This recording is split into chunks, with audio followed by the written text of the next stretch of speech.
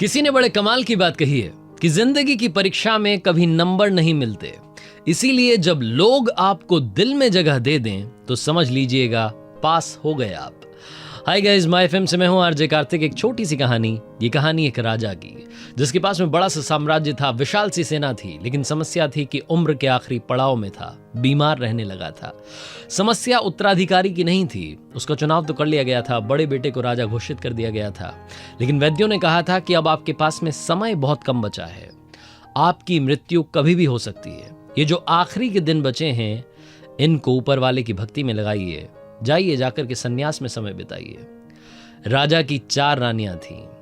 चौथी रानी जो थी, उससे राजा बेइंतहा मोहब्बत करता था और आखिरी के दिनों में उस रानी के साथ रहना चाहता था।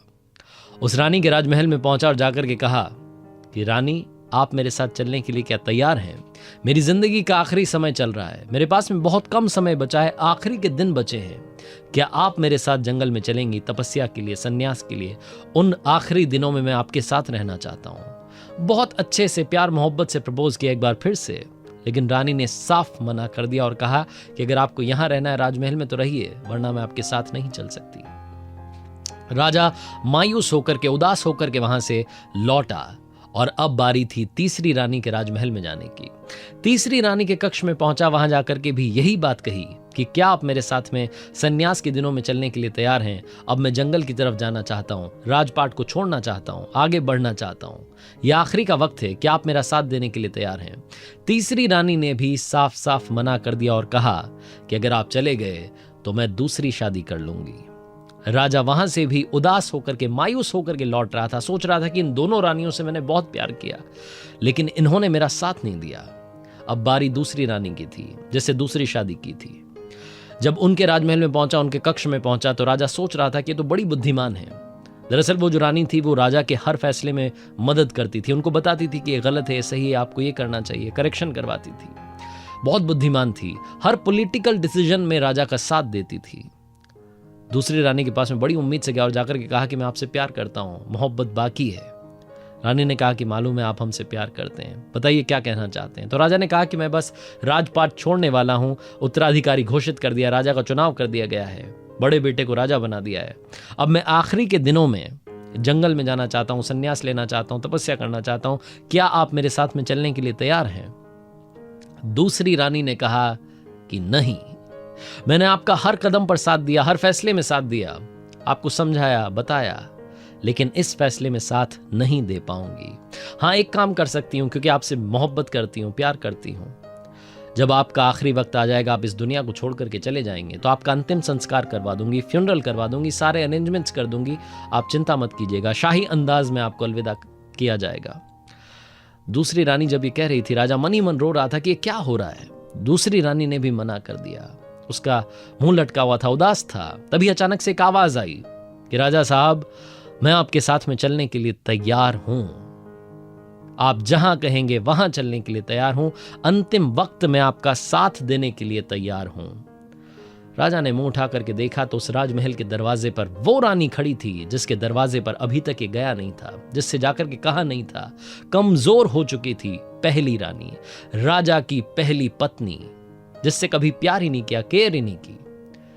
राजा को मनी मन लगा कि मैं सोच रहा था, सही सोच रहा था। राजा को लग रहा था कि शायद पहली रानी होगी जो हां कहेगी, और पहली रानी ने आकर के कहा कि आप बताइए कहां जाना है, कहां चलना है, आपके आखिरी वक्त में, आखिरी दिनों में मैं आपका साथ दूंगी।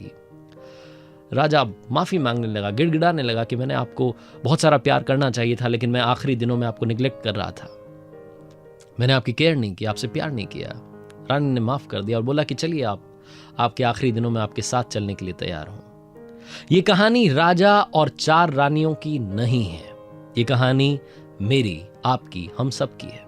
ये कहानी हम सब की है, क्योंकि ये राजा और रानी की कहानी नहीं है, ये 4 रानियों की कहानी है। चौथी रानी यानी कि आपका शरीर, आपकी बॉडी, जिसके बारे में आप बड़ा ख्याल रखते हैं, बड़ा सजा संवार करके रखते हैं, लेकिन ये आपका साथ नहीं देने वाली। तीसरी रानी मटेरियलिस्टिक चीजें, मोबाइल, लैपटॉप, गाड़ी, बंगला, घड़ी, कपड़े, बहुत सारी चीजें जिनके बारे में हम दिन भर भागते रहते हैं, कोशिश करते रहते हैं उनको पाने की।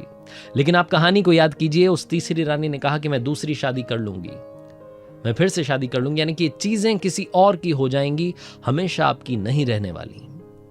दूसरी रानी, यानी कि आपका परिवार, आपके फ्रेंड्स। दूसरी रानी ने क्या कहा था? दूसरी रानी ने कहा था कि आपका अंतिम संस्कार करवा दूंगी, फ्यूनरल तक आपका साथ दे दूंगी, सारे अरेंजमेंट्स करवा दूंगी। जो आपके सगे संबंधी होते हैं, आपके लव्ड वंस होते हैं, चाह करके भी आपके साथ नहीं जा पाते, वो अंतिम संस्कार से ही, वो आखिरी जो प्रोसेस है जहां जलाया जाता है, दफनाया जाता है, वहां से वापस लौटना होता है, वो भी आपके साथ नहीं जा पाते। पहली पत्नी जिसका आपने कभी ध्यान नहीं रखा, कभी केयर नहीं की, कभी प्यार नहीं किया, भूल गए क्योंकि आपको फ्री में मिली है। फर्स्ट वाइफ, यानी कि आपकी सोल, जिसका आपको सबसे ज्यादा ख्याल रखना था, जिसका आपने ख्याल नहीं रखा, वो हमेशा आपके साथ रहती है। जब आप जाएंगे, आपके अंतिम पलों में भी आपके साथ चली जाएगी। लेकिन क्योंकि हमें फ्री में मिली है, हमने कभी वैल्यू ही नहीं की। जो चीज़ इंसान को फ्री में मिलती है उसकी कभी कद्र नहीं करता है। हम ये सोच करके आएंगे तो हमारे साथ है, इसकी क्या कद्र करनी, क्या ख्याल रखना। आप देखिएगा अपनी लाइफ में जब भी आपने इंपॉर्टेंट डिसीजंस लिए थे, आपकी अंतरात्मा की जो आवाज़ है, आपकी जो सोल की आवाज़ है, उसने आपका साथ दिया था। काफ़ी लोग कहते हैं कि मोटिवेशन की ज़रूरत होती है। रियल मोटिवेशन आपके अंदर से आता है। आपके अंदर से आवाज़ आती है कि कर दिखाओ कुछ ऐसा कि दुनिया करना चाहे आपके जैसा। वो आवाज़ आपको सुननी होती है।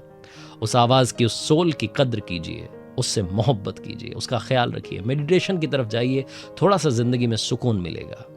जिंदगी में हमेशा ये यकीन मान के चलिए कि सबसे बड़ी हैप्पीनेस इंटरनल हैप्पीनेस होती है, वरना अमीर हमेशा मुस्कुरा रहे होते, कभी उदास ना होते। आरजे कार्तिक बस यही कहना चाहता है, कर दिखाओ कुछ ऐसा कि दुनिया करना चाहे आपके जैसा। आज कुछ अच्छा अच्छा अच्छा अच्छा, आज कुछ अच्छा सुनते हैं।